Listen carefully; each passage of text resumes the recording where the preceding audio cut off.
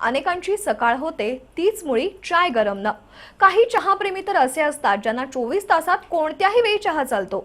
मनाला तरतरी आणणारा, मैफिलीची रंगत वाढवणारा, पाहुणचार करणारा, दोस्तीच्या दुनियेत महत्त्वाचा असणारा चहा हा प्रत्येकाच्या जीवनातील अविभाज्य घटक आहे।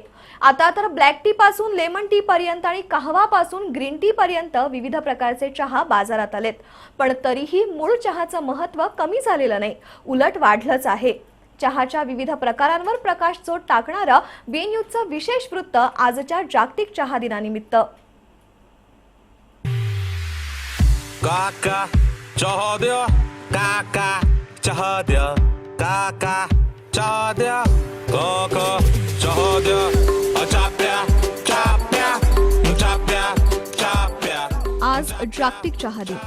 घरी आलेल्या पाहुण्याला चहा देणं ही तर आपली संस्कृती आहे। सकाळी उठल्यानंतर बेड टी घेऊनच अनेकांचा दिवस सुरू होतो। सकाळी नाश्त्यासोबत वाफाळलेला गरम चहा पिताना जणू अमृत ओठांना लावल्याचा भास होतो।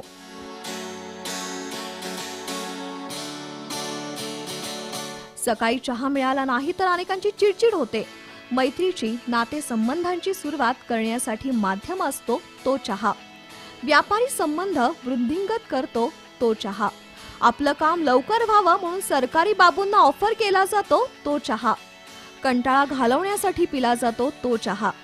कामातून थोडासा रिलीफ मिळण्यासाठी किंवा लॉंग ड्राईव्ह मध्ये ब्रेक घेऊन पिला जातो तो चहा।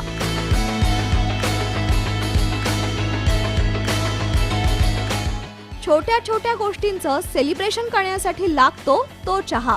तर बऱ्याच वेळेला कसलंही कारण नसलं तरी तलप आली म्हणून पिला जातो तो चहा।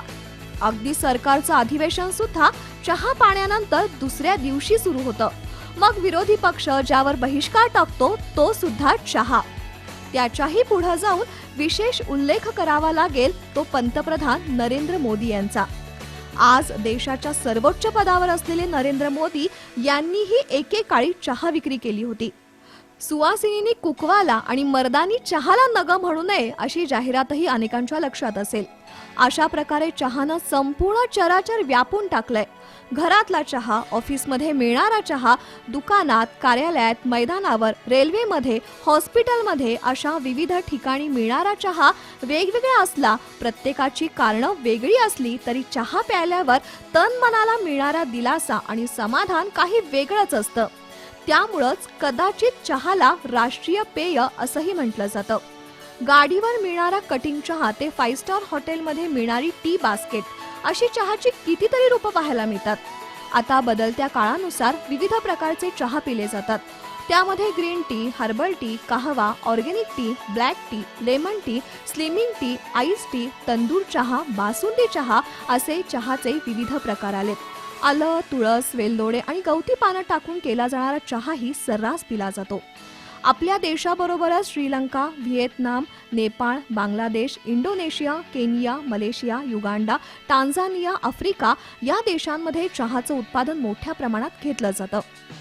चहाचा शोध नेमका कुठल्या देशात लागला हे सांगणं कठीण असलं तरी चहाची सर्वात पहिली नोंद चीनमध्ये आढळते। सुमारे 1500 वर्षांपूर्वी चीनमध्ये पहिल्यांदा चहाचा शोध लागला। त्यानंतर जगभर चहा पसरला। इंग्रजांनी भारतात चहा आणला। 2020 सालापासून संयुक्त राष्ट्र संघानं 21 मे हा दिवस आंतरराष्ट्रीय चहा दिन म्हणून घोषित केला। चहामधील टॅनिन घटकांमुळे शरीराला तरतरी आणि स्फूर्ती येते, तर चहामधील अमिनो ऍसिड हा घटक डोक्याला शांत ठेवतो। चहामधील फ्लोराईड घटक हाडांना मजबूत करतो। विशेषतः ब्लॅक टी आणि ग्रीन टी शरीरासाठी उपयुक्त असतो।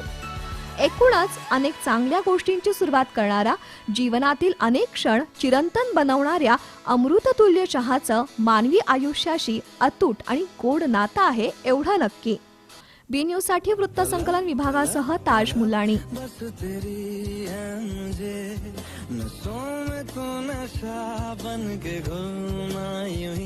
मेरी मोहब्बत का करना तू हक ये अदा, मेरी हो के हमेशा ही रहना, कभी ना कह